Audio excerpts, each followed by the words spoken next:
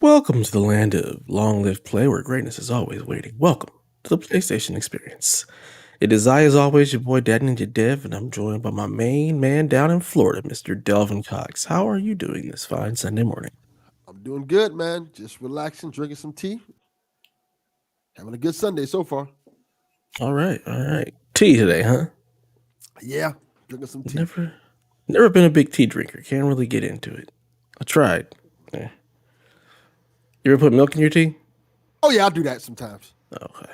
I've done that on occasion. I think tea is one, tea is good for your throat. And two, you shouldn't be drinking too much coffee with sugar. That's not good for you. Coffee by itself is, but not coffee with sugar. Have you dumped a whole bottle of creamer in it? Because I know some people who do that. Nah, I don't do that. A whole bottle? Oof. Yeah. Yikes. It's a little much. Yeah. Also joining us, as always, is the Secretary of the Spoil, the Platinum Princess, Miss Haley Nicole Miller. How are you Sunday morning? Hi, it was 90 degrees at 7 a.m. and I hate it. Yes. It's That's currently 80 right now out here at 7 a.m. Yesterday was about 90. It's ridiculous. So, yeah. Even with the air conditioner on, this apartment feels not great. No bueno. Do you guys get lazy humid up there where you're at, or is it just like a dry heat? No, Okay, so it varies, right? Because like I'm literally on a lake, like not my apartment. I live downtown, but like the city I live in is on a lake. So like we get lake effect weather. So like if it rains and it's like coming from the lake, it gets worse and whatnot. But like in the summer, like it rained yesterday. It rained yesterday for a little bit, and then the day before it rained like a lot and then stopped, and it gets really humid after the rain. But then there's some days where it's just dry and then gets humid later in the day. Like it's so ridiculous. Like it just changes all the time. Yeah, we just get nasty, dry heat out here. It's been over 100 pretty much all week. I could take dry heat, but when it gets humid, considering I only have one air conditioning unit in this entire apartment and it's in the living room, brutal. Yeah. Summertime is here. Whoop-de-doo. Anyway, so how was your week, Haley? Let's just get right into it. In a surprise that will shock no one, I finished the originals. That's the Vampire Diaries spin-off show. I finished the entire series. How many episodes or seasons is that? So it's 5, but like the first 3 are standard seasons. Like, and I say standard as like the old study shows. Like they had 22 episodes each. Mm-hmm. Then season 4 and 5 are both 13. So there's only like 92 episodes, and that's only it. Yeah. Only 92. Only 92, she says. Yeah. And then so I was watching the original so I could watch the second spin-off of the Vampire Diaries, which is called Legacies, which follows the kids of like characters from the Vampire Diaries and the originals. Follows their journey. But I hadn't seen the originals, which introduces like literally the lead character of Legacies. In like the entire show is pretty. The originals is like the show of her growing up as a baby up to, like where she starts on Legacies, but like yeah, so it's vampires and werewolves and whatnot, and so I'm excited for that. But then after I finished that, I decided, oh, let's check what's on Netflix. Started watching Blind Spot because Ashley Johnson's in it. I heard that's And pretty good. her character is literally adorable and also great. I mean, it's an FBI show, so like you know, it's one of those. Got to be careful with the that stuff. But other than that, I played Ratchet and encountered a very fun and interesting glitch last night on Cordelian. What was the glitch? Which planet is that too?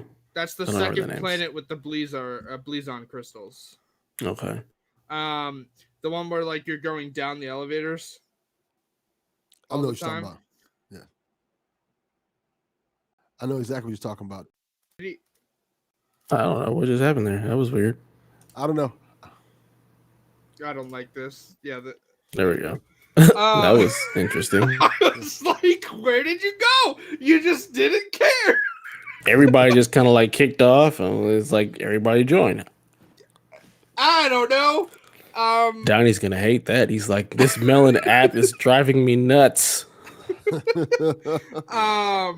But anyways, the one, so like the first Blizar, like Blizar is the first one with the Blizon crystals that like you hit and go to a different dimension. Cordelian is the second with the snow and everything. Yeah. Okay. So like, and juice. For those who know, you know. Yeah. As soon as I came like up, like I got all the crystals, right? So like that was my big worry because it's one of the only missable trophies during your playthrough. But I came up the elevator to like go back to the ship, right? After having hit all the crystals and everything. There was no ground. Yeah, I got that one too. I feel like that's a super common one because I saw lots of pictures of people who posted that happened. So I had the same problems. Like, well, that's weird. But here's the thing: literally, until you get like right next to the ship, it doesn't matter that there's no ground. You can just step everywhere. But then you get right next to the ship and you just fall, and then everything's fine. Yeah, that's exactly what happened to me. I was like, well, let's see if I can navigate this with no floor. Yeah. So then I just left off where like I've done the like build the gun. You know what I'm talking about. I don't want to spoil for those who aren't playing. Like obviously you build the thing on Cordelian. So now I have to go back to Kadaro Station. And then that's where I left off last night. How are you enjoying it so far? I'm liking it. I will say, trying to level up some of these guns because like most of the first entire weapon wheel is like level 5, right? The only one that's not is the ricochet, which the timing for that gun is a pain in the neck. The more you level it up, the bigger your timing window gets. So that helps. Yeah, it's level 3. I want to get it to level 5. Literally everything in the first weapon wheel is level 5 except the ricochet. I can't figure out how the timing on the void repulsor works either, by the way. So that one is weird. There's no timing, and you can't actually reflect anything until it's level 5. You have to hold down L2, which then absorbs everything, and then you just press R2 to shoot it. So you have to wait till because the shield will go from, I think it's clear to purple, the more stuff that it absorbs, and then you hit the R2 button to shoot while the shield is up and it shoots back out the projectiles. Yeah, it took me a while to figure that one out because I was like, it's not reflecting when I hold it down. What am I supposed to do here? And I figured out that you got to absorb and then shoot. It's weird. Yeah, because I know there's a trophy related to that, right? Like I know you got the plat. I know Garrett just got the plat yesterday. I obviously want to get the plat for this. I think I've missed the extinction event trophy. I went back to the planet with the Gunthor. I don't know if there's another planet with them. I killed 4 of them. I know you only need 1 more, but like I don't know if they respawn or not. So you'll get it. Don't worry. Okay. I'll just leave it at that. And then I got all the Lorbs, so that was fun. Nice. I've only got 3 of the Craggle Bears though. Like those ones are infuriating.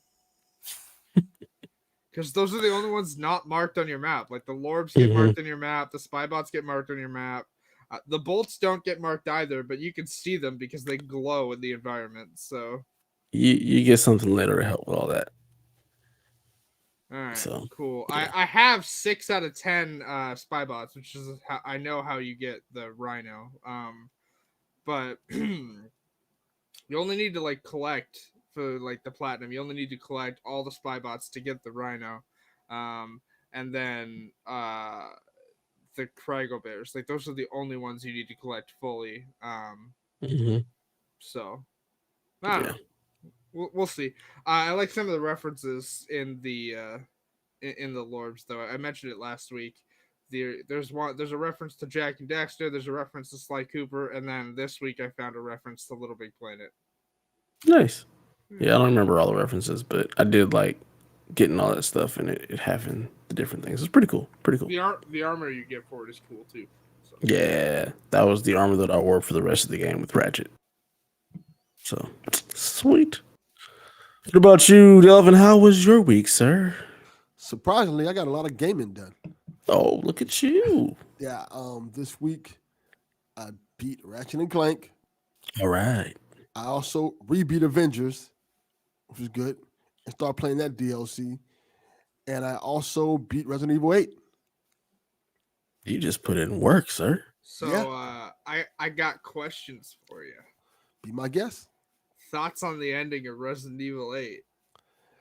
Interesting. Ridiculous as every Resident Evil ending is.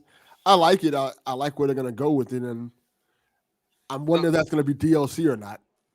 Thoughts on the fake out? I like it. I thought it was good. I don't.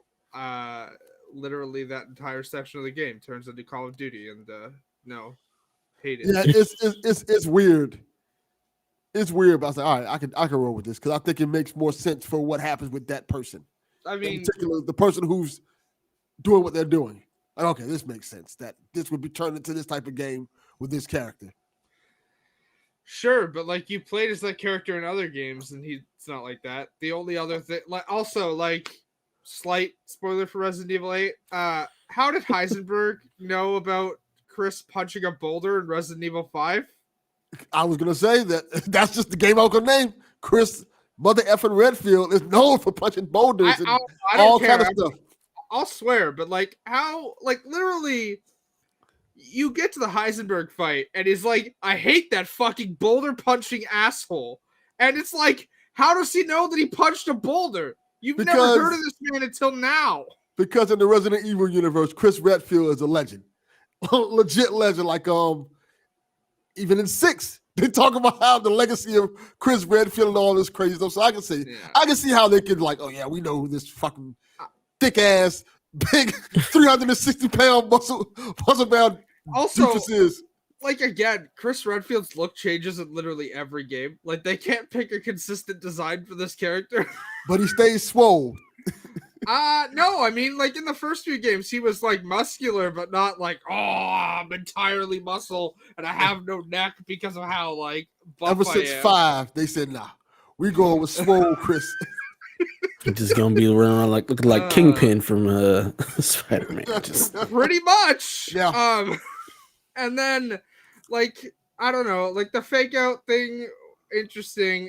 Curious to see where Resident Evil 9 goes. Pretty sure we'll be playing as the daughter, but you know, just the way that's gonna work is interesting because it's already shown that like, oh no, she's definitely stronger than Ethan was. Well, that's not saying much. But, I'm sorry to anybody who likes Ethan. How like worst character ever, also worst one-liners ever. Yeah, like. But, he literally like just goes, yeah, I bet you like that, huh? I was like, all right, that's a terrible line, Ethan. Great, thanks. He's not that great. Awful. But somebody who is great, Rivet.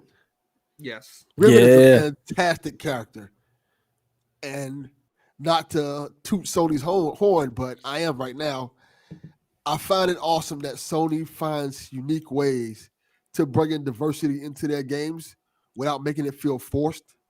Mm-hmm. Like if you look at Ellie, you look at Rivet, you look at Aloy, even if you look at Kratos, him being a father and him having to deal with the responsibilities of a father and raising a son, Sony does a great job at that. And Ratchet and Clank is a perfect example. Rivet doesn't feel like other characters in the game. She has trauma, she has pain, but different types of trauma and pain. But she also feels upbeat and bright. And man, she's amazing. She is an amazing character. And I hope they kind of do the whole what Insomniac's doing with Spider-Man in terms of like, hey, we got a Miles game, we got a Peter game. Give me, hey, here's a Rivet game, here's a Ratchet game. I'm totally fine with that. I think the character is fantastic. I like where they went with the character. I like the ending of the game and how they opened that up. It's just fantastic. I like Ratchet and Clank a lot. This is probably my favorite Ratchet and Clank game. Only reason why I didn't platinum it because I had so much stuff I wanted to beat. And I know that if I was a platinum it would take away from that. So I wanted to get back into Avengers, which I did because I wanted to beat that. And playing that again, that feels like such a missed opportunity because if that was just a single player game with multiplayer just being kind of like within the game in terms of not to the degree they have it in now with the strikes and all that stupid crap. But it's such a fun game. It is so much fun. The story is great. Replaying that last mission again, where you have to do all that stuff to beat the bad guy. I don't want to say who it is, but you should know who it is by now if you played the game. Yeah. But it's just so much fun. And even when you get into the part where, because now I'm playing the DLC. The DLC is fun. The DLC is a blast, and it's great. And it feels like I would have paid money for these DLC packs. They could have made that money just like that. If they would have just like, hey, release the game the way it is. Every few months, you're going to get DLC that you can pay for. I'd have been fine with that. That would have been perfect. If I was paying for Avengers, the only one I'd pay for is Black Panther. I'm sorry, but 4 missions, I'm not paying money for. Like, I'm sorry. Also, the story for Avengers was good. I'm not going to spoil it because you didn't, even though I think it's been long enough that you can mention who the final boss is. But also, it was literally in all the marketing. So, but anyways, I think it's been long enough you can spoil it. I'm sorry, but the 2 Hawkeye characters, like I love Kate Bishop and I love comic Clint, but MCU Clint leaves a lot to be desired. Like they're interesting characters, but you're giving us 40 minutes of content. I'm not paying for that. Like the way they chose to do it, if they were paid content, I'm sure they would have been longer, which understandable. Here's the difference. They weren't. They were brought in a game that, again, I think all 3 of us are on the opinion that game should not have been multiplayer. Like, that game literally should have just been... As far as I'm concerned, it's not. Yeah, it's kind of not. It's not. Yeah, I mean... I will tell... It's really not. I will tell... Because you don't need to do anything multiplayer. Like, I've played the entire game. I've never played with anybody. Like, multiplayer is a non-essential portion of that game. Like, you don't ever have to dabble into it. It's not essential, but it's what drives content updates right now. Like, literally all of the content updates coming are multiplayer focused. So all the DLC, all the story stuff is not multiplayer focused. The Kate stuff, the battle against Hulk stuff, the Black Panther stuff, none of that's multiplayer. You talking about the strikes? I'm talking about the stuff that's coming in between now and Black Panther. All of it's multiplayer focused. And you don't have to play it. I haven't played the game since the PS5 version came out. I'm not talking about like my opinion of the game. I'm talking like I think we're all in agreement that game should not have been multiplayer. I get that to you it's not, but I mean this week alone showcased how bad that game being a multiplayer game is. Literally broadcasting people's IP. I was going to get to that. So me and Dev had the joke where I told Dev, yeah, this thing show my IP. Dev's like, who cares? You don't play online anyway. Like, yeah, right. You're right. So why does it even matter? But like, so there's a Reddit post earlier this week on the Avengers subreddit of like, hey, this is what we plan to do. And apparently new enemy types are like their number 1 variation. I'm like, could your number 1 variation be, not making not making multiplayer content. Just focus on the single player stuff. Like, let's do that. Let's do that. I think it's fine when it's filler. It's just filler content. That way they can say there's something coming. And if you can play it or you can't. And the beauty is that so many games, you can easily be like, yep, I'm going to put this set aside for now until the next thing comes. Oh, Yeah. they gave an update to I guess Paul Tassi or I forget if it was Paul or someone else, but someone else actually had an interview with them about Spider-Man. They have no idea when Spider-Man's coming. Like, literally none. They don't know if it's coming this year or next year. Like, that's wild. I believe it. Like, Yeah. that's COVID so slowed weird. things down, and then they have all these things happen with the whole leaking the IP addresses of everybody. I think they need to get that fixed first before they start Oh, talking they about already Spider-Man. fixed it. It was fixed Yeah. the day after it happened. Like, Mine was Yeah. still doing it, even after the Probably I was playing. download the update. yeah, you Knowing you. probably need to download it, but like, they literally published a patch like the day after that fixed the IP address thing. Like, Yeah. I literally saw Greg Miller retweet it because he's like, I was gonna play this today. Nope. I mean, as long as you're not streaming it, it doesn't really matter. No, he wanted to stream it as part of like the kind of funny like live stream. He's like, nope, not happening. Yeah. How does that even happen? They came out with an explanation that I guess like because playtesters see that so often, they didn't realize the dev overlay was still there in the patch. So like, which Video is games are hard, apparently. I mean, not apparently. It's a wonder that video games ever actually come out. Like, That was the joke. oh, okay. Sarcasm. Sarcasm in 90-degree weather and me, I don't know if that works, my friend. How was the rest of your week, Delvin? It was pretty good. Just celebrated Juneteenth on that Monday because I had work off, which was great. That's how I got all this stuff done. By the way. Man, just missed. You got it off. Well, you probably just take it off. So Yeah. So, yeah, I did not get it off. Yeah, had it off. So that's why I got a lot of stuff done, and it was cool, man. It was just sitting down, relaxing, actually taking a break from everything was a good feeling.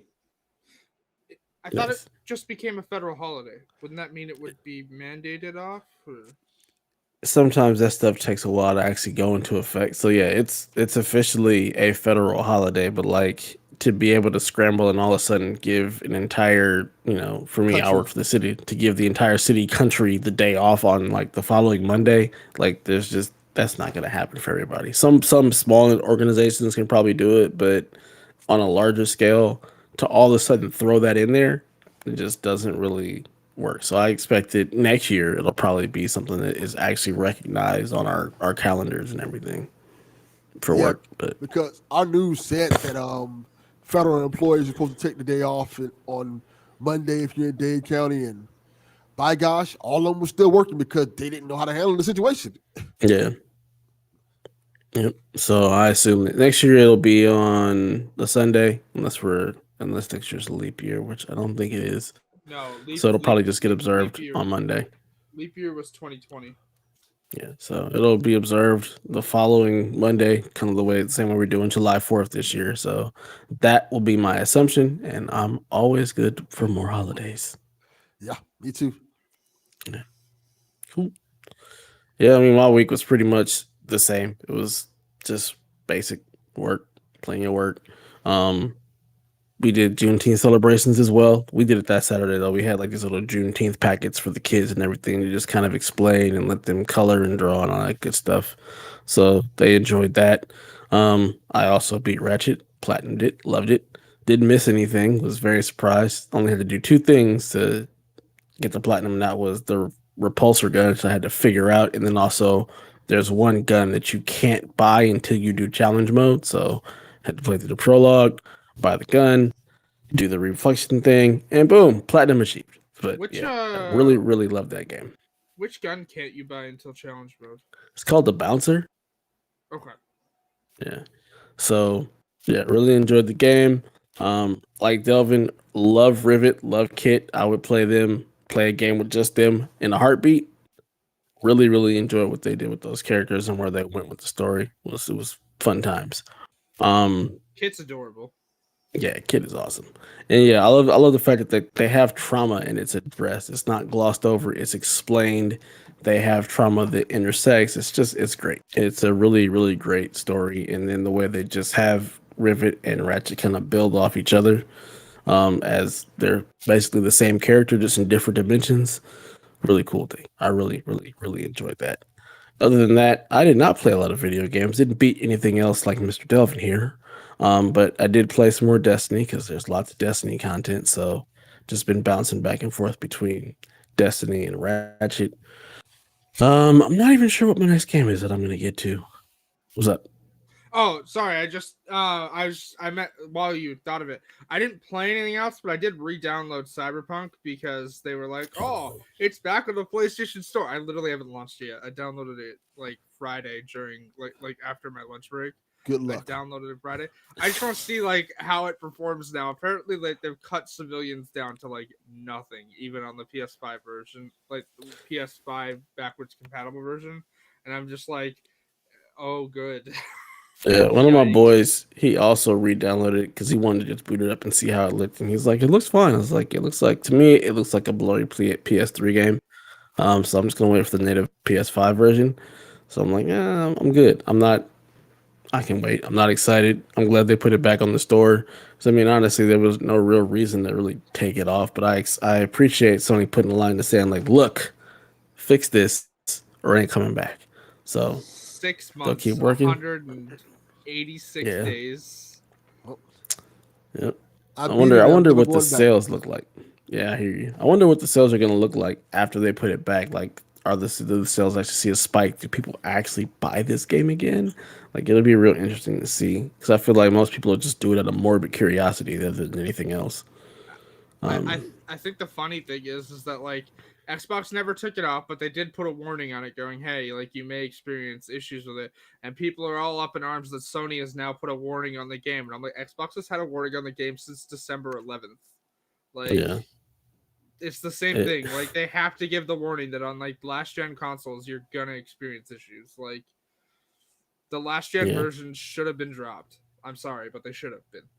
It's crazy when you think about this. This game was showcased for base consoles, for base PS4, base Xbox One. Like that was what the game was originally supposed to launch on before we even knew there was a PS Pro or an Xbox One's Yeah. X. So just crazy, just insane how all of that shook out, and I'm really curious to see the actual native PS5 and Xbox Series X version to see how they stack up against the PC versions. So it'll be interesting to see how all that goes. I I wonder if uh they do anything with FSR for it or anything. It's gonna be weird. I wonder because this isn't related to Cyberpunk, but it's related to CD Projekt. Um, the WitcherCon was announced for July 9th, and it obviously has a lot to do with the Netflix show, which is the date I assume we'll find out when season 2 of The Witcher comes out. But I also wonder if, because remember, there's a PS5 and Xbox Series X version of Witcher 3 coming this Hmm. year. I wonder if that will be the date we find out when the next gen version of Witcher 3 is coming, because I'm pretty certain they're not going to want to launch the Witcher 3 next gen version and Cyberpunk next gen version on the same day or in the same month. Mm, I don't know. I don't I see why don't know. not. I I mean, mean, most they're people are going to get a free upgrade from it anyway, so I don't That's think it what I yeah, was really thinking. matters that much. And as long yeah. as you release them in the holiday season, people who don't have it may buy it. So I don't think it hurts that much, to be perfectly honest. It'll be interesting to see what they do and how well Witcher 3 runs and looks, but I'm excited to get go your through shit that. together, CD Project Red. Get I'm it together, excited. damn it. I'm excited to go through that 200-hour game again. I haven't gone through it once. I don't think I've played more than maybe 45 minutes of The Witcher 3. I played a lot of it. A lot. And I have it on For, every system because for it's I been free so many places. so do I. I literally own it on Xbox. I own it on PlayStation. I own it twice on Steam. Thank you, Fred Codes. Yeah. uh, I own it on Steam and Good Old Games. Like I they don't. both Yeah, gave it away for free. I don't own it there. I don't. I might. I'd have to log into GOG to know, but I don't have the GOG launcher. I'd have to actually go to the website and see if I own it. But Yeah. it's so interesting that like the way they do that. But no, I don't know. I just, you were on the topic of like what's your next game gonna be, so I don't know. Yeah, I don't know what the hell my next game's gonna be. I might go back to Mass Effect, or you know what? I'll probably actually play a Final Fantasy VII Integrate or whatever the hell it's called with Yuffie. Have you booted that up yet, Delvin? Actually, I'd have. I've only played like 15, 20 minutes of it, but I like it. It's more Final Fantasy VII. It looks great. They fixed the Donnie door. says Scarlet Nexus. He clearly doesn't know me because I'm not playing Scarlet Nexus. I'm actually playing that. I'm curious about it, but are you enjoying it? It's an anime ass game. I like it. I like it so far, but it's 100% an anime type game, which I like anime, so it doesn't bother me that much. I will wait for Scarlet Nexus to go on sale, but I'm definitely interested in playing it. Just I'm not playing it at launch. I'm sorry. I will say this, which I find fascinating. Anime games don't translate as well to PS5 as other games because of the art style.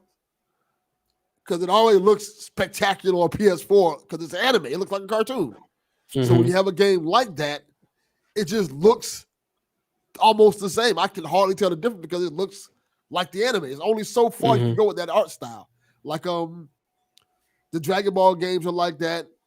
Yeah. The one we're going to talk about later in the show is like that. And when you have these games, now you got to that point where you can't get much better with cartoon graphics than when they're looking just like a cartoon. Yeah. I mean, you get the cell shading, it should be pretty easy. Now it's about just making sure the frame rate is good and that it runs well. That's the best thing you can do because, yeah, I think the anime style is easy to translate to video games at this point. Yeah, the Dragon Ball games look better than the TV show. It's crazy to say that, but yeah, the Dragon Ball games look better than the old TV show. Now, Super, which is the new Dragon Ball TV show, looks on par, but if you compare the games to the old TV show, it looks light years better. You mean the old TV show that came out in like 1994? Yeah, of course it looks better than that, though. Yeah. One more thing before we move on, I just thought we should all mention that we all got new controllers. Oh yeah. Oh yeah. For audio listeners, I'm holding up the black DualSense. I know that Dev got the red one. I did too. They wouldn't let me pay the extra, like because this was the same price as the white. They wouldn't let me exchange, like they wouldn't let me exchange my warranty to pay extra for the red one. So black is fine. It's very nice. I like it. I don't know which one you got, Delvin. I got the red, nice. The crimson red, or as Donnie like to call it, pink or raspberry. Raspberry. It's cosmic red. It's literally a color on the color scale. Well, there you go. I enjoy it. I love the way it looks. It actually goes quite well with my Ghost of Tsushima themed PlayStation. So having the white controller and the red controller actually just it blends in very, very nicely with my setup. So I'm very happy with it. Anytime PlayStation has a red controller, I always buy it. So I had a red controller for PS1, PS2, PS3, PS4, and now PS5. So that's the only color controller I usually will buy. I like it. Looks great. Yeah, I do too. I think it looks awesome. All right, well, that does it for our weeks. Let's jump into some of these questions. We only have 3, which is nice because that means we won't be spending a bunch of time on these questions, but let's just jump right into it. Our first question comes from Media Forest Guys. He says, waiting patiently for the next chapter of Final Fantasy VII Remake.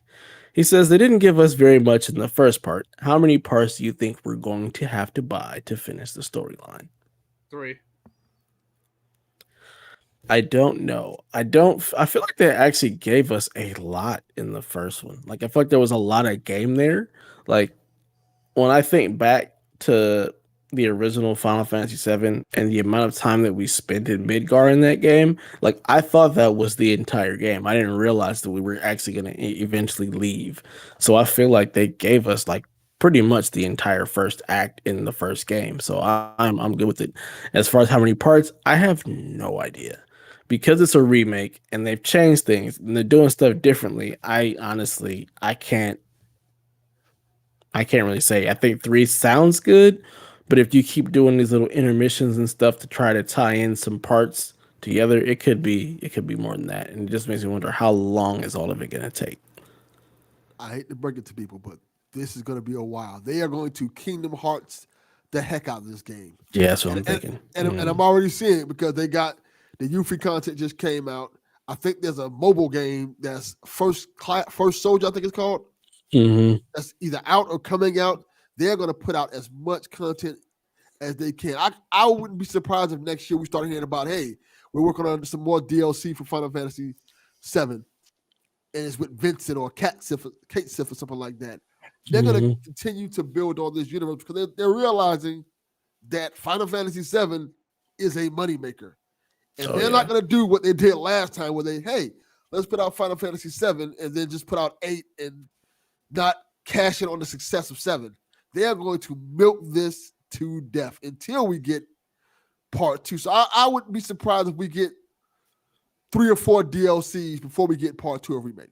I'm not shitting on Final Fantasy VII. Like, I tried it, right? Like, Final Fantasy's never really been my thing. I'm the outlier in that I actually like 13. But in regards to what you just said there, Delvin, not calling Final Fantasy a dead horse, but the euphemism you're looking for is they're going to beat the dead horse. They're literally going to take a stick and beat the horse until no more money comes out of it. You're already seeing them starting to do that. I mean, yeah, but also the mobile game has no relation to the actual. It's literally just a mobile version of Final Fantasy VII. Like that's what it is. No, it's not. I don't think it is. Pretty sure. No, it's not. It's not the mobile version of Final Fantasy VII, which already exists. This is something different. It has to do with like all of the first class soldiers. It's something different. It's like a multiplayer game or something like that. Let me look it up. It's like a battle royale mobile game. Yeah, it's like a battle royale game. That's weird. I thought it was just the mobile version of 7, which I knew was coming. Like the. All right. Well, again, to further like make Delvin's point, the euphemism he was looking for is beat the dead horse, which is currently what something else is doing, but I won't mention that here. So Delvin knows what I'm talking about. What the heck is it called? Final Fantasy VII: The First Soldier. That's what it's called. It's a battle royale game coming to mobile. So that's what it is. Interesting. Yeah, it ties in the fact that it's dealing with the soldier program. So yeah, they can have all kind of spin-offs. There's so much stuff in Final Fantasy VII that they could do all kind of spin-offs. And like Delvin said, the fact that they created a Yuffie spin-off, they could do the same thing for Vincent. They could do it for Kate Sif. They could do it for Sid if they really wanted to. Like there's all kind of stuff you can do with those. I'll be excited to see whatever they do because Final Fantasy VII was my gateway into the Final Fantasy series, and I hold it in very high regards. Yeah, still one of my favorite RPGs ever. Probably my favorite RPG ever, if you don't count Mass Effect. I love Final Fantasy VII. So yeah, it could be 3 parts, it could be 5 parts, it could be 7. Who the hell knows? But yeah, I agree. The idea of them Kingdom Heartsing this game is very likely. It would just be nice to actually finish the story within this console generation because it already spans 2 at this point. I mean, they're Kingdom Heartsing Final Fantasy 1 at this point. Like, yeah. I don't know. I've never played Final Fantasy 1. I just know that they did some pixel stuff to it and they're releasing it on mobile, which is weird. No, Final Fantasy Origins is set in the universe of Final Fantasy 1. Like, that's what I mean by their Kingdom Heartsing it. Like, they're going back to older Final Fantasies and releasing new games in that, like set in that. I don't even know what Final Fantasy Origins is. It's that demo they released from E3? I didn't pay any attention, so no. Okay, well, I'm sure Delvin knows what I'm talking about. Yes, I do. Like the Souls-like Final Fantasy game that's coming out, like that's set in the universe of Final Fantasy 1. Like they're Kingdom Heartsing as much Final Fantasy as they can here. So. Is that the I'm here for chaos? Yes. That thing? Yes. Oh, yes. God, that looked awful. Apparently it doesn't play well. It's from what I've heard, but I haven't played it. So I played 5 minutes of it and immediately changed it to the World That Ends With You demo. Nah, I'm good with this. I mean, it's a demo. I never expect those to Yeah. play well. That's kind of the point, right? Yeah, it's just to show you like what the game's gonna be, which is fair. I don't know. It'll be interesting to see. I definitely think 3 sounds good though. Like 3 full games. Like I'm sure they'll do a bunch of DLC packs because I know that 7 was a long game, even before they Yes. started changing bits of it. I'm not spoiling what they changed. I Yeah. do know what they changed though. But I think 3 makes sense because like all of Midgard is Act 1, and then so I don't think you don't change discs as soon as you leave Midgard though. No, you don't. You change later.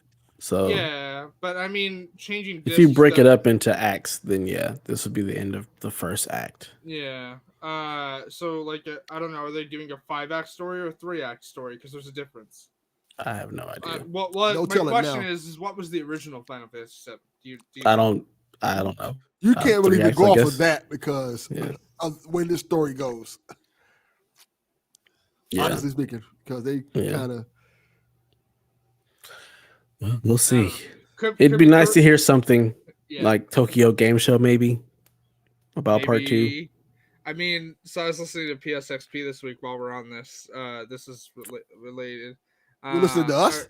I was gonna say that's us. No, sorry. I was listening to PS I Love You. Shout out to Greg's picture frame falling off the wall in the middle of the show. I heard that. They were they were talking about they were talking about like PSX potentially coming back because that trademark was filed again, which again like not to break my own heart here, but even the Sunset Overdrive one doesn't necessarily mean like a PSX event is coming or a Sunset Overdrive game is coming. Or that it's going to be the same thing. It's just that they need to retain the right to use it. But they were like, what's your realistic goal for a PSX? And Janet, who's now a permanent addition to PS I Love You, which is great. She's great to listen to. Her thoughts were Final Fantasy 7 remake part 2 trailer at PSX, and I was like, all right, I don't know that that's realistic, but I'll take it. It would make sense to do it there. Like, Yeah, it's a huge franchise for PlayStation. Also currently not available anywhere else over after the exclusivity period ended, and then they re-extended the exclusivity when the Intergrade DLC came out. Yep. So that would be a great place to showcase it if this rumored July PSX thing is legit. So yeah, and I can see them. I can see that making sense, and then be like, hey, here's a trailer for remake part 2. After we show the second DLC we're going to release. Right. Absolutely. All right, moving along. Our next question comes from Hollywood Bones. He says, so I'm camping this weekend and we were making bacon. Making bacon is always a good thing. He says the cooked bacon was being placed on a plate on the picnic table and a huge gust of wind came through and took the bacon with it. The bacon landed on the gravel and totally ruined the bacon. Ruined bacon is one of the worst things in the world. I'd agree.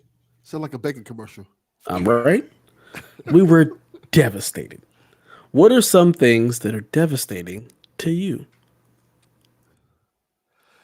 In general? Yeah, I was going to say, like, do we have any qualifications? Nope, just something that's devastating to you.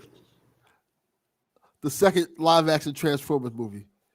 That was devastatingly awful. Sorry, hold on. That's funny. My wife loves that one. The second is where you draw the line. I'm sorry. I think the third one is worse than 2. All of them are just awful. Hey, no, the first one was pretty good, and Bumblebee is good. Yeah. Shout out to Dylan O'Brien, by the way, who voices Bumblebee in Bumblebee. Yeah. Yeah, that's a good one. Yeah, Transformers. It's just, man. You see, they have a new one coming out too. Yeah, Beast Wars. Yeah, I thought that was just announced that it was in development. I think it's not out till 2023, though, right? Yeah, they just announced that it's being developed. Mm-hmm. Game Master 712 says the second Transformer movie is his guilty or his or her guilty pleasure. I love Prime with Wings. It's also my wife's guilty pleasure. She loves that. She says Optimus can tell her to do anything. She loves Optimus's voice. Okay, here's the thing. I would watch Transformers: Revenge of the Fallen over Transformers: Dark of the Moon literally any day of the week. I'm sorry, but Transformers 2 is an enjoyable watch compared to Transformers 3, where literally half of the movie has no Transformers in it. I will say this: the fight scene in the woods with Prime is amazing. That I will say about that movie. I mean, God, it makes me so mad. Cause it's like, why do you stop fighting all of a sudden, Sam? And then you get stabbed. Like, really, Yeah, really, dude, for real. That movie pisses me off in yeah, so it many does. ways. I mean, it makes terrible decisions, like the dangling balls joke at the end of. Just those two characters in general, I cannot stand. Yeah, Whoa, the little robots. I cannot No, stand them. I was more or less talking about the dangling balls joke made by the Secret Seven guy. Why did you bring him back? Like, Secret Seven got disbanded at the end of the first Transformers movie, and you brought that guy back for Transformers 2? Like, Yeah, he knows so much. He's oh my god. I mean, he's a good actor, but like, come on, you didn't need to bring him back for Transformers 2. Also, yeah. like the Sam cheating subplot there with like that robot that disguised as like a supermodel and tried to like get like that was so dumb. She was ugly too. God, yeah. They just not attractive. should not have made anything after one. I agree. I mean, Transformers 1 was all right. Like, also shout out to that article. Sorry, this is related to Transformers 1, which is why I'm bringing it up. Shout out to that article from the New York Post the other day about like the 4 words people want to hear during sex, and someone quote tweeted the article and said, "Are you username ladiesman217?" Just dumb. Just dumb. Anyways, so like Transformers is devastating. Transformers 2 is devastating. For me, it's when my family doesn't put freaking dishes in the dishwasher and let them pile up in the sink. That is devastating to me. It drives me nuts, and I want to murder people when they do it. I'm getting annoyed with this Melon app. I see you commenting, responding to someone in the chat. I can't see what they're saying. Like, what the hell? I don't know. I never see anything, so I just ignore it now. Yeah, it was Garrett. It was Garrett saying, and we're talking about Transformers 2 right on schedule. I mean, it was really, we were asked what was devastating. Like, yeah. And Delvin gave his answer. I mean, yeah. What's devastating for me? The state of like rights for LGBT people and other minorities, and like the escalating tensions in the world. Not to bring the podcast down, but like, you didn't give a qualification. Real devastating thing, indeed. You didn't give a qualification for what kind of devastating content you wanted there. Yeah. Like, oh. Yeah.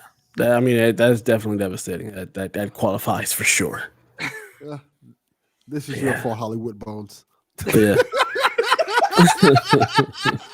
I mean, it's not a tangent if it was part of the question. So yeah, I want bacon now. I do. Yeah, I had bacon the other day. I had chicken tornadoes, which is chicken wrapped in bacon. Probably gonna make some bacon burgers today. Probably. I don't have any more bacon, unfortunately. Yeah, I don't either, but I'll be going to the store for bacon at some point.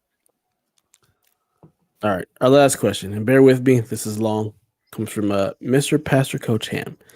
He says, so with the addition of our new puppy and the housebreaking and training involved, and the visitation of my in-laws until mid-July, which brings a whole new set of blessings or challenges, I don't feel like I have time for anything. Have you ever been in a place where you feel like there just isn't enough time in the day? If so, what aspect of life or activities do you deem a waste of time? Would you cut out of your schedule if were possible? Honestly, for me, besides getting rid of the menial housework such as dishwashing, laundry, and now dog poop scooping, I would likely cut out sleeping if I physically could. I mean, I love naps, but once I sleep too long, my body just hurts. I could gain an extra 6-7 hours a day for video game, work and ministry in Brazil. So basically, like, of all the menial tasks in the day, like, what would you cut out to give yourself more time? Just on his point of cutting out sleep. Hi, as someone who doesn't sleep regularly, please enjoy your sleep while you have it, because I love sleep. It just doesn't love me. If I didn't have to do it, the answer would 100% be work. Mine too. Because Literally mine too. As everybody knows, I'm a man of a million podcasts. A That lot of you are. times I get asked to be on a million podcasts. So like if I can like not work and just come home, relax, then hop on a podcast, that would be just heaven for me.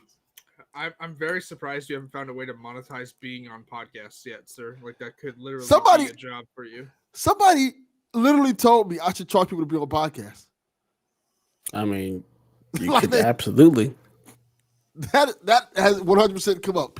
Multiple people, in fact, have told me like, "Hey, you should just start charging people to go on their podcast." Like, not a bad idea. I mean, you could. You know, try it, see what happens. Can't hurt. You know. I would definitely cut out sleep. Because that's a bunch of hours in the day that I can't get back, that I don't get to be productive with in any way, shape, or form. So I would definitely cut that out. I like the menial housework because it gives me just a moment to myself. Because usually when I'm doing it, I can throw on a podcast and ignore the children or whatnot. So I'm good with that. But yeah, I would cut out sleep if I could. I like my job. I promise you, cutting out the sleep is not worth it. Well, if it was physically possible. Yeah. What about you? Would you cut out work as well? Just work? That's what I said. Yeah. Like, Yeah. I mean, this is like pipe dream stuff, but like eventually down the road, like that will be possible. Like universal basic income is gonna be a thing at some point. So then people can do that. But I don't know. It's probably like 5 or more years away. But we're getting there. Like we're getting to the point of like automation in jobs and stuff. Like it's not going to be enough for everybody. Job wise, I mean, I'm not talking like resources or anything like that. That's a totally different topic. But like we're getting to the point that eventually people can cut work out. But that's definitely what I would cut out if I could right now. Yeah. Makes sense. All right, well, that does it for our questions. Thank you guys for submitting those. Actually, I have a question, but I didn't want to put it in the show notes.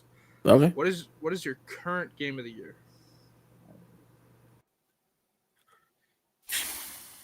Ratchet and Clank. I don't know.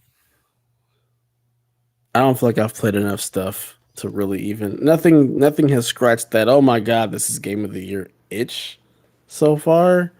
I mean, Ratchet is great, but I don't know that I would necessarily say it's my game of the year, to be perfectly honest. Yeah, I don't have a game of the year. Currently for me, and this will shock people because I actually haven't played it since January, but I'll get back to it. I've been letting all the season pass content build up before I purchase it. Hitman 3. Solid choice. Yeah. I wouldn't give anything game of the year for me. There's nothing that's been like, oh my god, this is incredible. Like I really enjoyed Ratchet, but I also really enjoyed Outriders. I also really enjoyed Returnal, but I wouldn't give any of them like this has been the greatest game. And no, just I don't have one yet. I figured to ask this question now because otherwise we generally don't really think about it until December. So yeah, I don't generally think about it at all. I think about it. I'm not gonna say I don't. I think about it a lot. I don't ever really think about that type of stuff, to be perfectly honest, until I'm forced to when somebody's like, oh, it's the game of the year time, Sean. But otherwise, like, it doesn't even cross my mind. I just like games. I just like to play games. Yeah. All right. Well, that'll do it for our questions. Thank you for submitting them. Please just continue to submit any and all questions. We will answer them all and go down whatever rabbit holes they take us. All right, so let's jump into some news. What do you got for us, Haley? Insomniac is working on a multiplayer game, or working on a multiplayer project. There's no clues yet as to what it is, but according to it, it seems to be incorporating melee combat and a narrative focus. So, my hopes for this are that it's Chaos Squad and a new Sunset game, but that's a pipe dream. But based on like what the project is like rumored to be as, it also doesn't sound like Resistance, so it could be something new. Mm-hmm. Or it could be co-op for Spider-Man 2. Yeah. So Insomniac's tweet It says Insomniac is hurting. We have 5 new job openings for a multiplayer project. Come join us and be a part of the PlayStation Studios family. And they're hiring for a creative director, a systems designer for multiplayer, story lead, art director, and a VFX artist, all for this multiplayer project. So that would lead me to believe that it is something new. I don't think you would need to hire all of that for like a minor the new Spider-Man game if it's going to be multiplayer. I would think that they would already kind of have that up. So this definitely gives it that this is something new they're working on. Feeling it's like God, how y'all got time to do that? Like Yeah, what? like they've released what 3 games in 6 months. Like, Mm-hmm. yeah, Yeah, that's craziness. crazy. Um, whatever they do right now, as far as I'm concerned, they're gold. Everything they touch is just has been incredible. So bring it on. I have no idea what it would be. I'm not big into multiplayer outside of Destiny at this point, so I don't know that I'd even play whatever it is if it is purely multiplayer focused. But I'm here to see whatever they create. I agree. Yeah. They've been Yeah, killing it. Yeah. like I said, there's not much to this story, but like it's interesting for sure because like the last Yeah. time they did multiplayer, it was Sunset Overdrive for Chaos Squads. So Hmm. Yeah. Very interesting. I don't know what it would be. And I hope they don't make Spider-Man multiplayer to be perfectly honest. Like I don't want that. Would either of no, you want Spider-Man to be multiplayer? only if I could play with one of the two of you. Like, I'll be honest, like there's not many other people I'd want to play. But even still, I don't mean multiplayer and like, oh yeah, there's like 13 people in. Yeah. I mean like co-op, like just Yeah. Mm-hmm. yeah. I'd be fine with co-op missions, depending on how far they go. I'll be fine with if they made a Spider Verse game, and you get to kind of like have a 4-player co-op, or one person could be Miles, one person could be Peter, one person could be Gwen, one person could be You Spider know, Ham. thinking of it, this could be that because it says melee combat. Yeah. Yeah, That could be interesting. But then it's like, does that end up just falling down the rabbit hole of what Avengers just was? Like, do we want that to happen? Like, do we even want the possibility of that happening? But see, the thing is that Insomniac's done well with multiplayer in the past. Like, I'm not a Resistance fan, but that was good. But that's Fuse, not co-op. That's just strictly multiplayer. Like, that's the okay. difference. But So, again, all that we know right now is multiplayer project that doesn't state whether it's co-op or anything like that, right? yeah, But they've done well with multiplayer in the past, and the only one that they really haven't done well on was Fuse, but that was mostly from EA's meddling. So yeah. Well, Game Master says he doesn't want to see it unless it's a 4-player Spider-Man beat 'em up side scroller. Otherwise, he's out. I don't want a side-scrolling Spider-Man game. I'm sorry, but it's a cool idea. So like I said, looking at Ratchet and Clank Rift Apart and seeing how the rifts work in that game, I can see a Spider Verse game like that. Yeah, I could definitely see a Spider-Verse game. Yeah, for sure. I would play as Gwen. She's dope. yes, she is Yes. literally my favorite Spider character. So Can we get Silk too? Just cause? No. Yeah. Soap's cool, but Gwen's worth that. Yeah, it'll be interesting. I'm curious to see whatever it is. I don't think we'll see anything for quite some time. Yeah. I'd imagine. I mean, being that they don't have any of those positions filled, so I feel like it'll be a ways off. Like we're talking like 2025 possibly, especially Probably. if they're working on Spider-Man and who knows what else. So, but it's something to keep your eye on for the future for sure. All right, Devin, what you got for us? Well, for fans of anime like me, there was this kind of big sensation that happened earlier this year where Demon Slayer, everybody loved the anime. They had a movie that went out in the actual theaters and did well. I don't know if you guys heard about that. Yeah, Demon Slayer was one of the first movies to come out in theaters this year, if I'm correct. And it did it really well. Now Demon Slayer is going to have a video game made by CyberConnect. And for those who know CyberConnect, they were the people who were originally working on Final Fantasy VII, when the Mhm. first time the remake came up and stuff, and they stopped working on that and they start working. What they're known for mostly is the old PS3 Naruto games, which are Okay. fantastic. They are very, very good. So I'm super excited to play a Demon Slayer game because the anime is a good series. I only watched a couple episodes of it, and I liked it a lot. And it's gonna be super interesting to see Cyber Connect doing what they do best, anime games. Like I said, the Naruto series is really good. Like every time they've made a anime game, and people don't give them credit for it because when you think of those licensed games, you think of the ones that are really Mhm. bad. But Cyber Connect consistently makes really good licensed game based off anime, Yes, they did the dot hack games, which Dragon is Ball very Z popular. Kakarot. Yeah, so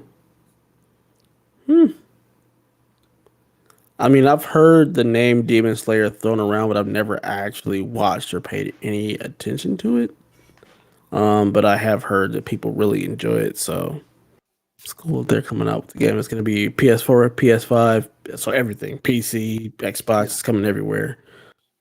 I mean, based on like just the few people I follow on Twitter that are like big into anime, I feel like this is going to end up being huge unless it is garbage.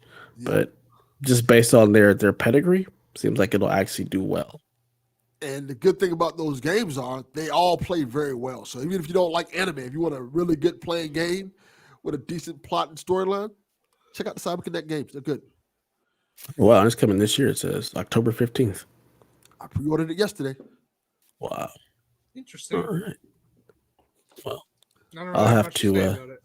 Yeah, I don't either, but I'll keep an eye on it and wait to hear back from Delvin, as I'm sure he'll be playing that and playing through it. So yeah, Yes. I'll definitely check out the trailer and then we'll see. Maybe I'll be watching some Demon Slayer. Who knows? Really cool anime series. All right, so our last little small story before we get into the big topic. This came out a while ago, but we never really addressed or talked about it. But the PS5 system software beta program is actually coming. Did either of you guys sign up for that? I did. I did not. I did not see you can sign up for it. Might as well sign up for it now. You can't. Yeah. It's over. Can't sign up for Oh, it anymore, as far as I know. I think it only lasted for a couple days, and then I signed up for it, but I don't expect to get chosen. Like they're no, very selective with it. Can you? Actually, I don't you know. can I still haven't. you can still sign up. I'll put the link in our Discord Okay. chat. Cool. Cool. I signed But up yeah, for the PS4 one, so I never I'll try got. the PS5 one. I got chosen for one of them, and then never again. Like that. yeah, The way that they do it is completely different to the way that Xbox does it. Xbox does like the preview build, and then like you join that program and you have the option of literally hmm always getting the preview builds. Whereas with PlayStation, you have to sign up literally every time. yeah. I've signed up for them, and I usually always get into most of them. So I definitely signed up for this one as well. I'm always down to test out the new hotness. Like it's just I enjoy it. It's kind of what I do for a living. So yeah, I've definitely signed up. I'm curious to see what this beta brings. It probably won't be a thing until maybe August. Usually they put out the signups a month later. The stuff typically goes out for people who have been approved, and then the beta comes out usually the month after that. So I'm very curious to see what it will be. It's supposed to be a big like their big update. So Yeah, I'm more curious to find out what the hell the update will be than actually getting into the beta. To be perfectly honest. yeah. I'm hoping it includes like, well, no, that'll probably be next year. But I'm hoping it include. Well, I was hoping it would include some kind of chat update, but with the Discord integration coming next year, that'll probably be Yeah. next year. Yeah, that's probably the biggest thing I want to see from them is whatever they do with Discord, and hopefully it's not just you can show what games you're playing on Discord. I really want Discord to be just integrated as a chat feature for everything. Like It would I, be so God, nice because hmm half the time when I'm playing stuff, I'm not even wearing the SteelSeries headset. I just have it on so that my game isn't interfering with game with like chat and talk to friends, right? hmm Um, but oh well, I think you've both seen what happened to my headset. hmm Yeah, the new one is apparently going to be here tomorrow. I didn't really have the money to do it, but I kind of needed to do it. So I also don't even know how it happened. I literally picked them up Friday morning to move to like go to work, which is right here, and It's just crazy. like I'm it's still signed up for it now, attached. by the way. Nice. All right. It's still attached to the headset, and I can wear it, but like Yeah. it's uncomfortable. So like I ordered the new one on Thursday, or sorry, no, it was Thursday, or I don't remember when I ordered it, but it was one of the two. Whenever it broke, I essentially ordered it that morning. At least you'll get free shipping. I didn't order it from SteelSeries actually. Okay. I ordered it from Best Buy, which is why it'll be here on Monday and not a week and a half later. Right. So, but yes, I did get free shipping. Nice. Thank Yeah, goodness. I signed up for this beta and I hope it comes. Even if it has like I don't think it'll have the expansion enabled in the beta. No, I don't think so either. But I Like think that'll cuz be like part of the big one. yeah. I think it may come with this, but it just may not be enabled in the beta. But yeah, chat would be nice cuz I mean, me and my boys when we play Destiny, we just use the PSN chat. And it's been fine. But I would really prefer to use Discord to be perfectly honest. So, I think Discord would be a lot easier too because of the way that like joining and leaving calls works in Discord, mhm. as opposed to the way they changed the way like parties and stuff works. Which I Yeah. don't ever like. They said they were gonna look into changing it back for PS4, but then I don't think we ever heard anything about them doing anything for that. And I knew they weren't going to change it for PS5. I think they will with Discord integration if it's more than just showing what your game is. Um, but I definitely like I hate the way parties work now. Like it used to be so simple. You could just, hey, these friends are in a party, it's open. Do you want to join them? You can't do that anymore. Like there's no like list of these are people are in parties or anything to join, right? So it also used to be Hmm. useful for like it's to play Apex with Hollywood Bones and Mozambique all the time, and I just joined the party they had going on party chat, but now it's hard to tell. So That's weird because the way we do it, like we just have a party chat for Destiny. We so just call it the squad. So anybody will just jump into that, and then you just jump in. again, but every time you do that, you have to make you have to make a new party thing. Like it's not the way parties used to work where hey you can just join a party as soon as this party ends it's gone, it's not lingering on your system as like hey this is a chat you've been in before.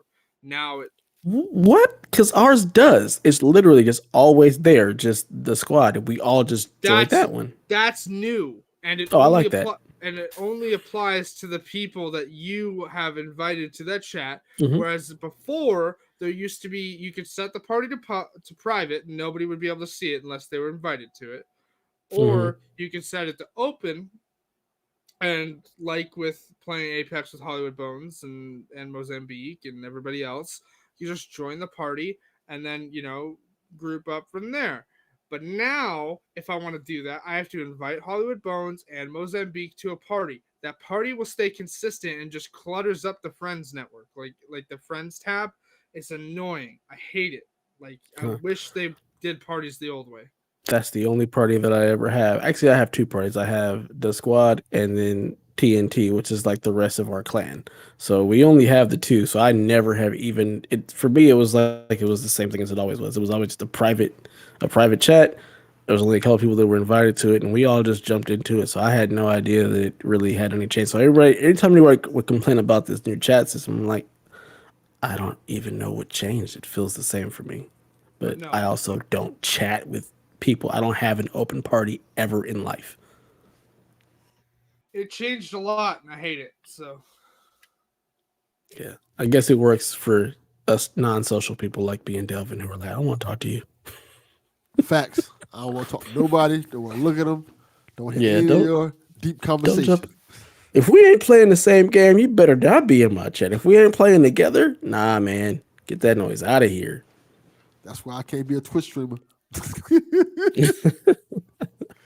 But see, that's different because they're not in your chat. You can ignore them. It's just a scrolling chat. You don't even have to pay attention. Yeah, I'm gonna just click that chat off. Like, no, mute everything. That's what Delvin does with Discord now. Yeah, pretty much. Yeah. Old and honorary. We don't want to talk to y'all. Go away. Yeah, You that's mean what happens when you get old. ornery? Isn't it ornery, not honorary? Honorary. I don't know. Doesn't matter. You know what I mean. I knew what The you point meant. is across. Yes. All right, so let's get into this topic of the show here, topic of the week.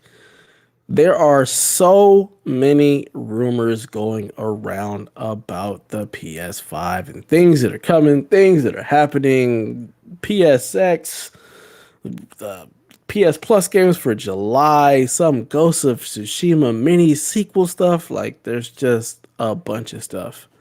So, like, we'll start off with this Ghost of Tsushima mini sequel called Ghost of Ikishima, which is apparently rumored for PS5 and is supposed to be shown at the next State of Play, which people are thinking is going to be called PlayStation Experience in July. When they re-upped their trademark, it also was meant to include anything digital or like a show that's online instead of just in person. Because I highly doubt that they would have an in-person show in July with no lead up to actually buy tickets or anything. So if anybody's thinking there's a PSX going to happen in July, that's highly doubtful because like where are you going to have it? Tickets haven't gone on, so there's no announcement. I don't think they would do that with like only a couple of weeks notice. It just doesn't make any sense.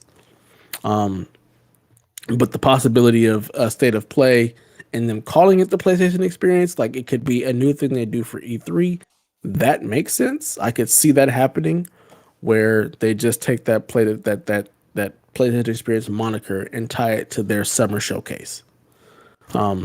So lots of rumors about this Ghost of Ikishima coming to whatever their State of Play is in the summer. It's supposed to be like a mini sequel, kind of like a like the Uncharted Lost Legacy type thing. So a little bit smaller game, kind of similar in vein to like Miles Morales. I would be 100% down for anything Ghost related. That sounds cool. Yeah. But again, it's just a rumor. Could be anything. Who knows? Could be nothing. And with that, there's also like another rumor that God of War Ragnarok will be shown also at this PSX State of Play, That's which I think sounds absolute nonsense, personally. I mean, to be fair, Jeff Grubb and others do think that whatever the next PlayStation event is shown, Ragnarok will be shown. Yeah. I can see it. Makes sense with timing. The only thing I see being a thrall to it, we'll go back to the Tsushima mini sequel thing in a second, but the only thing that kind of throws a spanner in the works of the God of War thing is that I think we'll definitely find out whether or not Horizon comes this year or not at the next PlayStation event. Yeah. And if they're gonna do that, I don't think they'll show God of War in the same event.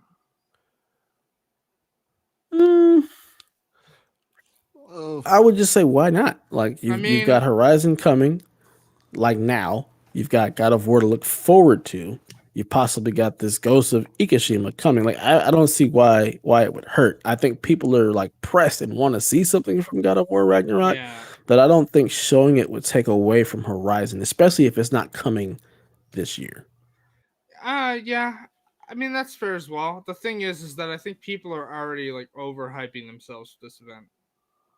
Yeah, that happens with anything Sony because they're always so close to the chest. It's just like a Nintendo Direct. People want the world from these things, and then we end up not quite getting it. But I think PlayStation does a really, really good job as of late with their State of Plays as stating what is going to be in them, so that we don't get this overhype and expecting something that's not going to be there. So I think they do a really good job of tempering those expectations.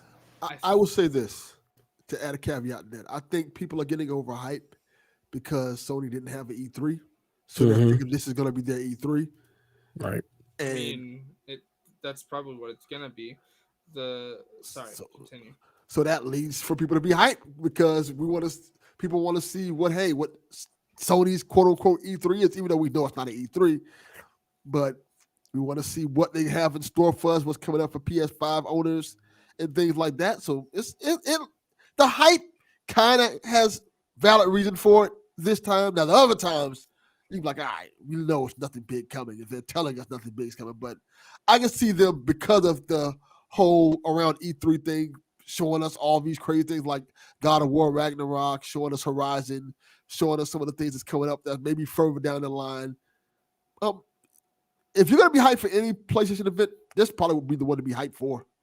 Yeah, absolutely. I mean, yes, but also, your comment of like this is people are thinking this is going to be PlayStation's E3.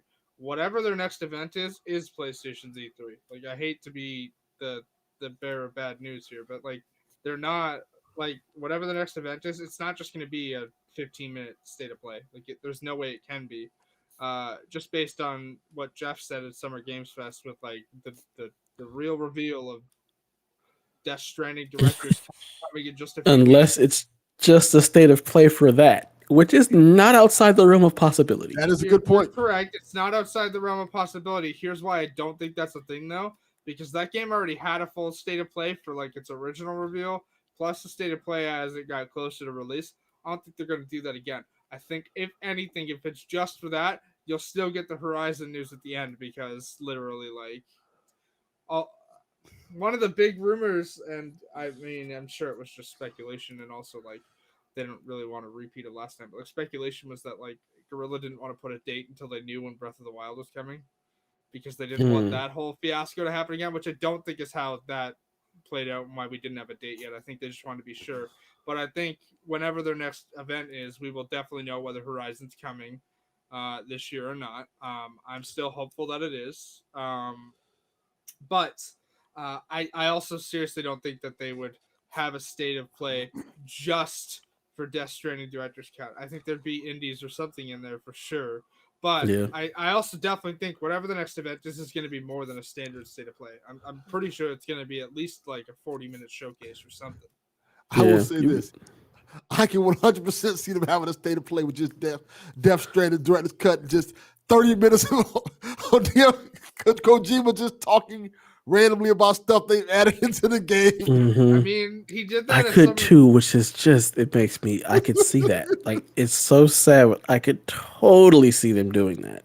It's, that would be sad for sure. But also, like, it was very funny when Kojima showed up at Summer Games Fest and started talking about 9/11 and stuff. And like, it was, I mean, which, you know, they're world events, they deserve to be talked about, but it was just like really like out there, right? So I could see something like that happen with Kojima. If it was anybody else, I'm like, they wouldn't do that. But Kojima's that weird and unique that they would probably do something like that. Like, hey, here's the state of play just about Death Stranding, the game you've already played, but we've added the Snyder cut to it. Basically. Also, again, how do you add a director's cut to a game that you weren't kicked out of or anything like that? Like, it was literally your game. Like, you were in control the entire time. How do you have to do a director's cut for a game? Like, I don't because understand. It's Kojima. The amount of stuff he probably cut from that game is like all of the weird, ridiculous extra stuff. That game was long already, and also started with piss grenades. Like, I love that game. It's so out there and so weird. It's just great. But it's also the fact of creating a native PS5 version. So I think it also ties into that as well. Yeah, I'm sure we'll get something like that for Last of Us and Ghost at some point as well. I think they're just doing them in order of release. Maybe. I don't. Do we need?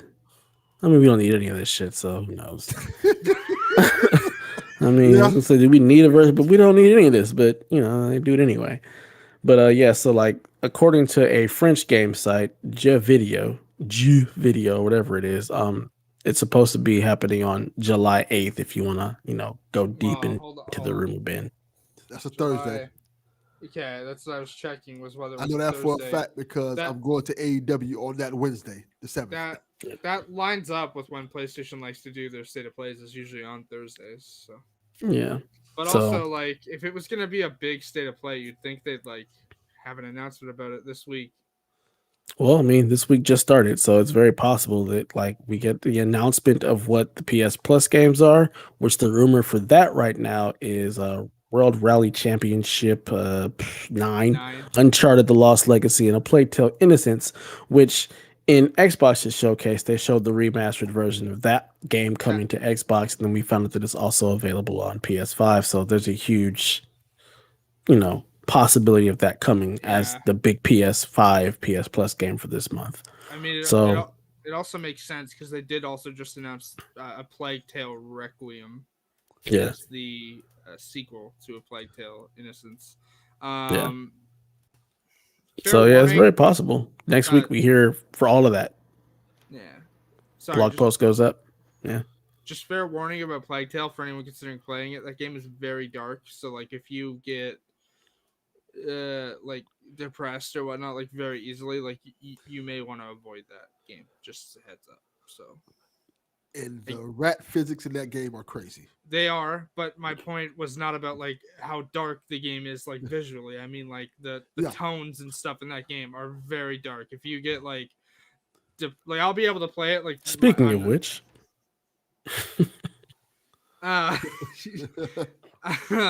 yeah, like the tones and like themes of that game are so dark that like if you're easily like moved or like made sad by stuff like that, like it's definitely a game to avoid. Yeah. yeah. So I mean, I know we have EA's Play later this month. That's I would July love 22nd. to get a PSX, like something big. Like I don't want to overhype myself, but I mean when Sony says we've got 25 games we're working on, that are coming for PS5 or whatnot, like it'd be nice to have some kind of showcase that gives us some idea of what that is outside of what we already know. I feel like Xbox had a really good, really big showing at E3, and I want Sony to answer with their own level of hype. And you can do it when the spotlight is on you, which is I think what they really like going for is being like, yeah, we're the only news in town, and the PS5 is still insanely popular. Still sells out right away. Pretty much, they fly off the shelves. We know that people want them. It's like the most ridiculous selling console right now. So to be able to have a large showcase to even further that hype and that fandom would be really good. I think it would really just be a nice shot in the arm for PlayStation, to be perfectly honest. So, and if they use the PlayStation Experience moniker, I think that also kind of brings an added level of hype. Instead of it just being a state of play, being able to say, hey, this is what PlayStation Experience is now. Is going to be our summer showcase that akin to E3 or whatnot. I think that could add a little panache to it to give us something that's a little bit bigger than just a state of play. And I'm here for that. Yeah, like I said, I think their next event is definitely going to be a showcase and not a standard state of play. Definitely want to see more of Sifu. That game just put out a GIF on Twitter earlier this week, which actually revealed something I didn't even know. I didn't know there was going to be a female playable character in that game. Yeah, you get to choose to be male or female. I saw that, yeah. But I didn't know that. So they announced it when they announced it. I don't know. I must have missed it. But anyways, that's pretty cool. Like I was already excited for it regardless, but like the GIF they put out this week. Oh, fantastic. Definitely want to see more Stray, although the only thing that puts a spanner in that is that Annapurna's doing their own event. I think it's July 21st actually. Not certain. So what's the one thing you would want to see from the showcase? Outside of the stuff that we know that we're probably going to see, like Horizon and the Death Stranding stuff. Long shot, Infamous remaster. Not going to happen. Closer reality, PS5 version of Last of Us 2. What about you, Delvin? Long shot. What David Cage is working on. No, I want nothing to do with David Cage after the comments that came out this week. And I'm not trying to shut down conversation here, but when you're literally quoted in French court as saying we don't make games for FAGs, oh God, David Cage. I want nothing to do with that man. I think Sony wants nothing to do with that man now either. Why does he constantly just putting his foot in his mouth? I didn't even know that was a thing. So that was in the same courtroom, by the way, that he someone on his team literally asked, "I'm not under oath, so can I lie?"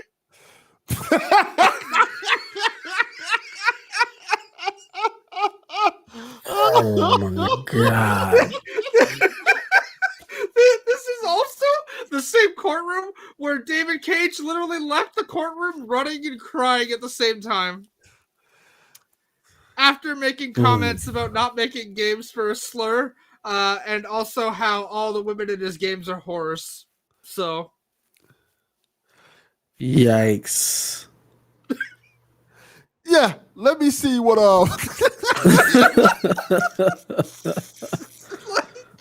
yeah. Oh my God. David Cage is not a good individual. Sorry to the rest of the people in Quantic Dream who have to work with him, but like, Oh my yikes! goodness. Let me see what Sony Ben's working on. There we go. There we go. Wow. If anybody wants the article that all of this stuff was in, I can find it and link it in the PSVG Discord for anybody. But yeah, it's an interesting read to hear David Cage literally like say this stuff in a courtroom, and then like someone who works with him go, "I'm not under oath, so can I lie? Why are you asking a judge in a courtroom?" Can they kick him off the board? Like, can they? I know, right? Can they Papa John him? I'm pretty sure it's the same thing with why Randy Pitchford hasn't been kicked off Gearbox yet. Jesus. Because Randy Pitchford should not be in charge of Gearbox anymore, if anybody didn't know. Oh my God. Jesus. Yeah. Oof. Game development is in a weird place, man. It's definitely in a weird place. It's in a weird place. That in Hollywood, y'all need to get y'all shit together. What's your closer reality want to see at the event, Delvin? A teaser for an Uncharted game. Okay. Yeah, that'd be nice. For me, the stuff that I want to see is all hardware based. I want to see 1440p, like it being able to be, done. I want to see that come. I want to see if they're doing anything with the FSR, the AMD tech that allows to kind of like DLSS, so just more frames, better performance. I kind of want to see something like that, like if they're gonna implement that, if they plan to implement that in any way, and then I'd like to see some more Forspoken, because that game looked awesome. It does. It's also still slated for 2022, isn't it? I believe so, as far as I know. But yeah, I'd like to see more from that because very excited for that game because Gary Wood is attached to the writing team. So yeah, but other than that, I'm good for anything. What? I'd like to see Abandoned. I forgot about that. What, Abandoned? Nobody's forgot about that. Nobody forgot about that. They kind of put their own foot in their mouth this week again. Yeah. I don't know what the hell is going on with that. It's so strange. There's too many damn coincidences and weirdness with it.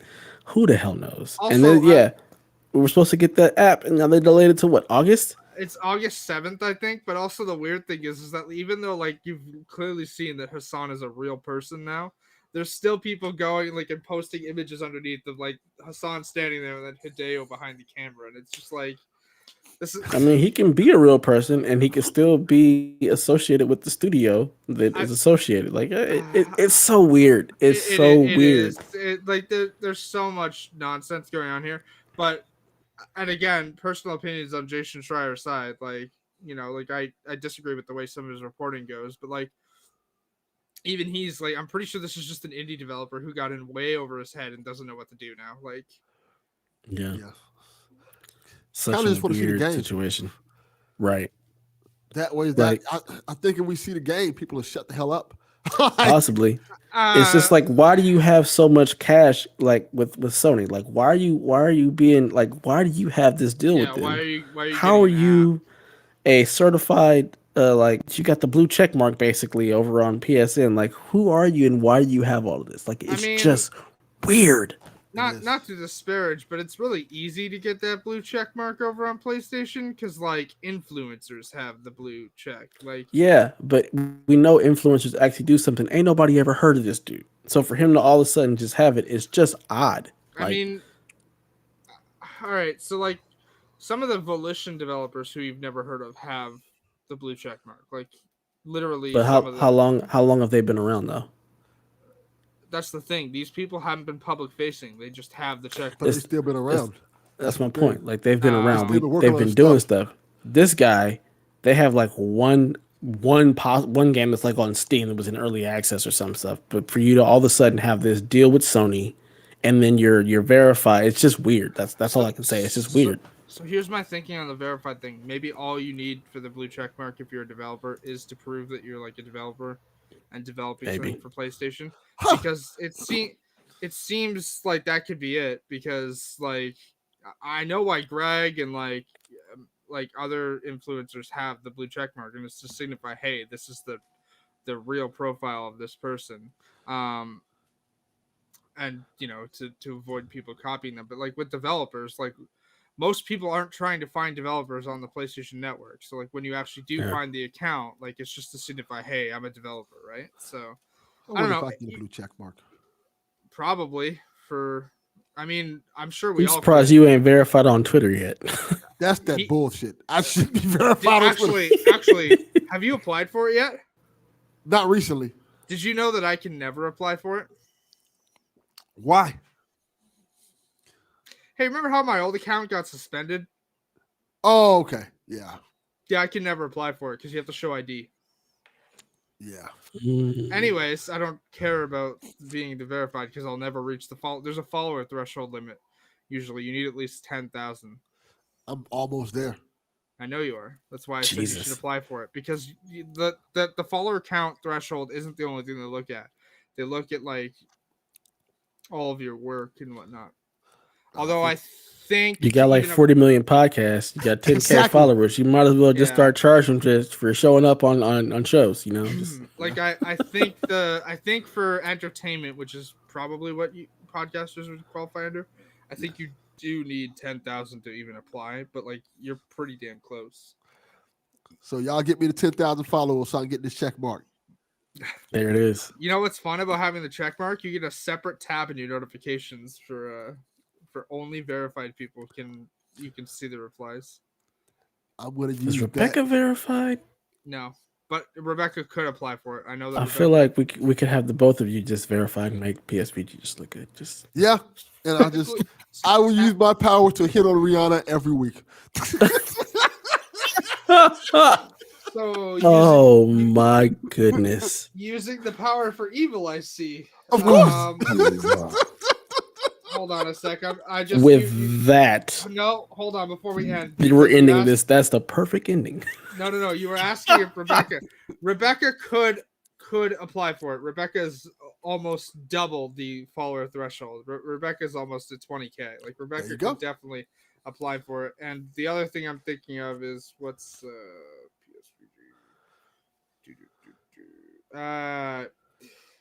the network itself could probably apply for it, but none of like the separate accounts like our PSXP account probably could apply for it or anything like that. But the actual network account probably could. So, well, on that note of Delvin hitting on Rihanna every week, which I'm here for. Go for that, please. Don't be by all means. Let me live vicariously through you. Use those powers and hit on her every week because she is an amazingly wonderful, talented, beautiful individual. Speaking of Rihanna, did you guys see that? Like, there was a news article about the fact that like she covered up a tattoo. Like, I see every news article about Rihanna. Oh yeah, we knew that. We knew that. Yeah, absolutely. Rihanna and Meg Thee Stallion. I'm always on top of that info. Well, that does it for episode 89 of the PlayStation Experience. We hope you guys enjoyed yourself. Please feel free to holler at us and give us a follow on those Twitters over at PlayStation XP and follow Delvin so he can get verified on Twitter. Stop by our blog at psvg.blog or the Discord at psvg.blog/discord and join us in all of our shenanigans there. And last but not least, we'd like to invite you to be a part of our Patreon over at patreon.com/psvg. If you enjoy our content here, there's a slew of additional content over there to be had at just $3 a month.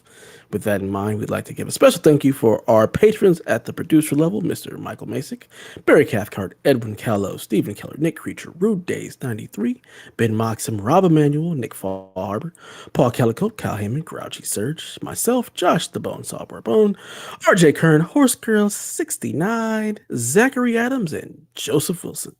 Thank you all so much for joining us in our journey here at PSVG.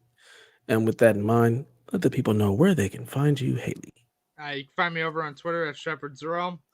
You can find me on your game platform of choice at HaleyZerl. Again, if you're going to add me, just send me a message. I know you can't actually send a message as part of the friend request. Just send a message after the friend request. Like you used to be able to, and I think you still can if you use the app to send it as part of the friend request. But like on the system itself, when you send a friend request, you can no longer send a message with it. Just send a message afterwards. If I see the message that like you're from, I found you through the podcast or whatnot, or Twitter, like, all right, cool. But it's just a blank friend request, and I got no idea who you are, and you have no friends in common or anything like that. Not adding you. And then again, still working on finding out what my real schedule is for work before I commit to like a streaming schedule that like, let's say I commit now, and then 3 weeks from now when my schedule changes to my real schedule, I don't know that I can do it anymore. We'll figure that out, but it's twitch.tv/HaleyZerel. And then if you want to follow my shenanigans over on Tumblr, it's HaleyZerel.tumblr.com. Single-handedly keeping that place afloat. I mean, I wouldn't say single-handedly. All the supernatural stuff that happened this week is definitely helping that place. So. Sounds made up. Just saying. Yeah. I'm just playing. I know. And where can the people find you, Delvin? You can find me on Twitter at Delvin_Cox and check out the Delvin Cox Experience, especially this week, anywhere you get podcasts, because my guest for this week, folks, the legendary rock star Stan Bush. Oh. If you know who Stan Bush is, he wrote the song. Touch. Yep. He wrote You Got the Touch. He wrote Dare. He wrote a whole bunch of hit rock songs back in the 80s that people love. Wrote, like I said, played an integral part in the Transformers the movie soundtrack. Great time interview with him. Definitely check out that episode. This cat's about to fall off the bed like Soot did. Oh, God. Have mercy. Save the cat. I'm going. And you can find me at DatNinjaDev pretty much everywhere. Follow me on Twitters, add me on PSN, whatever you like. DatNinjaDev, pretty much everywhere. Go follow Dev on Tumblr. You can try. I mean, I'm not there. Actually, I'm pretty sure there is a .NinjaDev on Tumblr. Wouldn't be surprised. It ain't me, though. That's for sure. I know it's not you. But, yeah. Follow me, DatNinjaDev. Lots of places. And with that, long live play. PlayStation